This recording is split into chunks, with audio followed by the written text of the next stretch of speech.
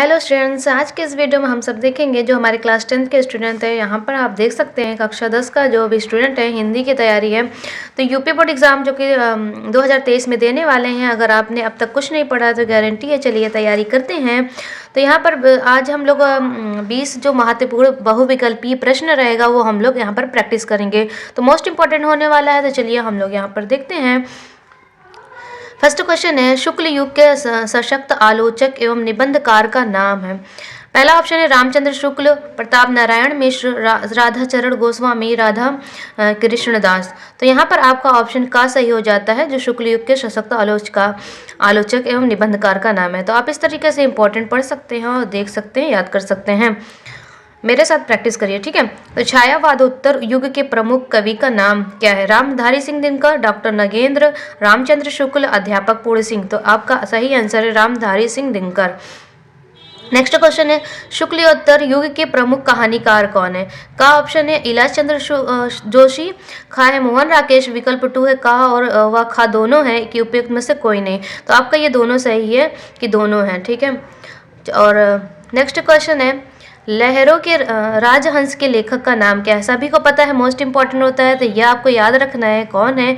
तो यहाँ पर मोहन राकेश, प्रेम घन, गुलाब राय और रामधारी सिंह दिनकर। तो आपका ये का वाला ऑप्शन सही हो जाता है, जो कि है मोहन राकेश। तो आपको इस तरीके से तैयारी करनी है। पांचवा है, अनामदास का पोथा उपन्यास की रचना किसने की? ऑप्शन है प्रेमचंद्र, हजारी प्रसाद द्विवेदी, उपेंद्र नाथ अश्क, कन्हैया लाल।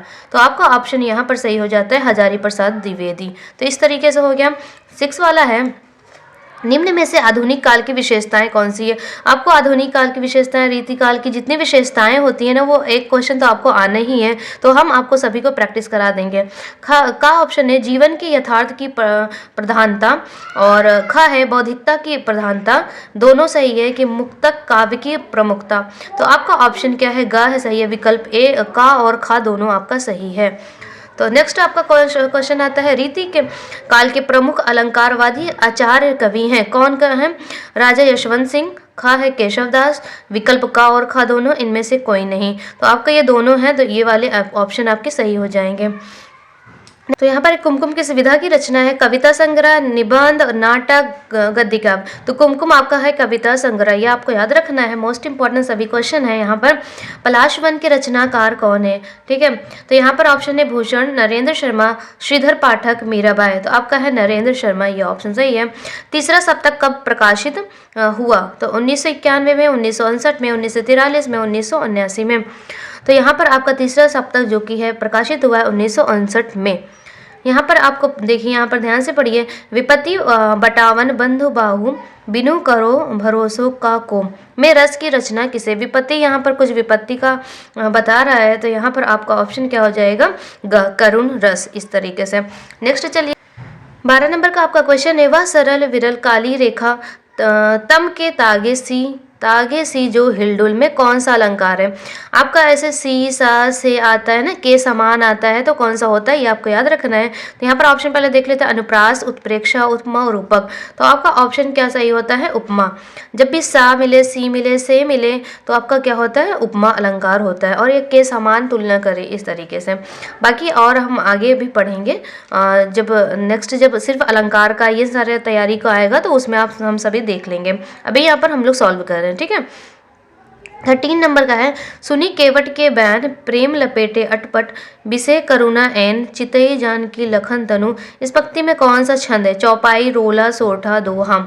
ठीक है, तो यहाँ पर आपका जो होता है सोठा होता है। आपको याद रखना है, सोठा में क्या होता है? 4 चरण होते हैं। कितने सिर्फ चरण होते हैं? 4, 1 2 3 4, इस तरीके से पहचान लेंगे। और जो आपका रोला होता है ना, उसमें 8 चरण होते हैं, ठीक है।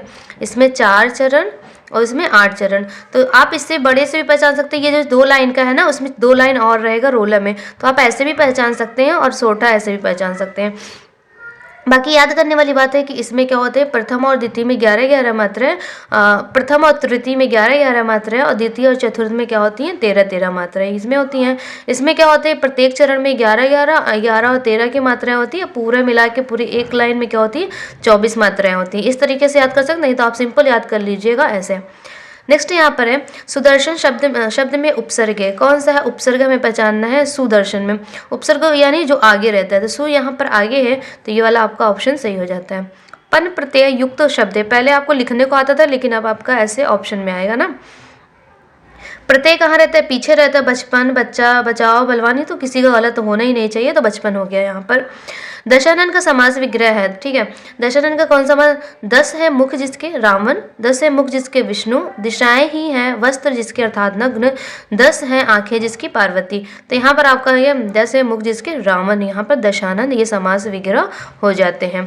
काज शब्द का तत्सम रूप है, काज शब्द का मतलब काम से रिलेटेड है, तो यहाँ पर आप काज काम करते हैं ना, घर वाले बोलते हैं काज काम, तो ये कार्य हो गया। कर्म, छिद्र, श्रम ये नहीं होगा। मधुवरी का संधि विच्छेद है, मधुवरी आप सोचेंगे हाँ यही सही है, मधुवरी यही सही है, मधुअरी, मधुवरी, तो ये तीनों आपके गलत है, आपको सही है, क्योंकि हमें देखना है ऊ की मात्रा और आ की मात्रा मिला के हमारा क्या हो बनता है वाह, इस तरीके से हम पहचान सकते हैं, ठीक है। जब डिटेल में पढ़ेंगे तो बताएंगे, नहीं तो आपको मोस्ट इंपॉर्टेंट ऐसे ध्यान में रख लेना है कुछ कुछ ऐसे जो शब्द होते हैं। नदी नाम रूप है, नदी का शब्द कौन सा है, षष्ठी विभक्ति बहुवचन, तृतीया विभक्ति द्विवचन, प्रथमा विभक्ति बहुवचन, चतुर्थी विभक्ति बहुवचन। तो आप याद रखिएगा जिसमें नाम ऐसे करके आता है, ठीक है, नाम आगे जैसे फलाम, मति नाम और मधु नाम इस तरीके से आ जाता है, तो आपका क्या होता है षष्ठी विभक्ति अब बहुवचन होता है, तो ये आपको याद रखना है, जिस तरीके से लास्ट में नाम मिल रहा है आप पहचान सकते हैं।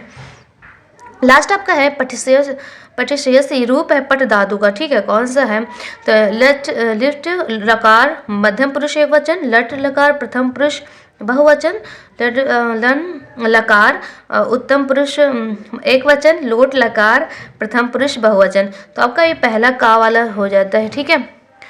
तो इस तरीके से आपका क्या हो गया, सही हो गया। तो कुछ कुछ ये बहुत ही डिटेल में आपको देखने होते हैं ये दोनों, तब आपके क्या होंगे क्लियर होंगे। तो यहाँ पर हमने आज 20 आपको बहुविकल्पी मोस्ट इंपॉर्टेंट बता दिया, आगे और भी मोस्ट इंपॉर्टेंट क्वेश्चन हम आपको सॉल्व कराएंगे, और गद्यांश पद्यांश कैसे लिखना है कब और निबंध कैसे लिखना है मोस्ट इंपॉर्टेंट वो भी आएगा। तो इस चैनल को आप क्या करिए, सब्सक्राइब करिए। Thanks for watching.